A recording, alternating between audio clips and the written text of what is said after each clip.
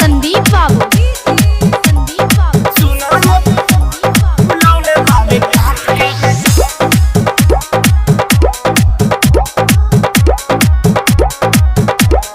लेके जैतो पिया संग देवराया बाट के, लेके जैतो पिया संग देवराया बाट के। सुनो ये बलमुआ फुलौले बावे काट के, सुनो ये बलमुआ फुलौले बावे काट के, सुनो ये बलमुआ फुलौले बावे काट के। कहेला चिखावा भौजी मुहावा से चाट के, सुनो ये बलमुआ फुलौले बावे काट के, सुनो ये बलमुआ फुलौले बावे काट के, सुनो ये बलमुआ फुलौले बावे काट के। संदीप बाबू फुलौले बावे काट के, फुलौले बावे काट के।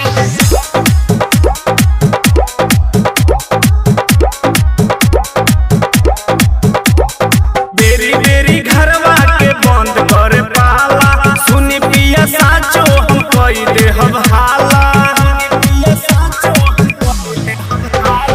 बेरी बेरी घरवा के बंद कर पाला, सुनी पिया साचो हम कई दे हम हाला।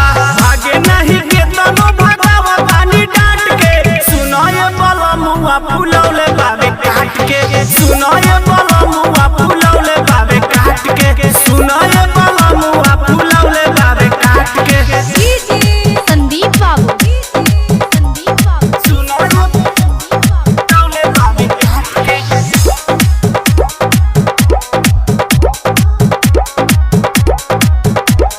पिया और चुन जाके बस गइल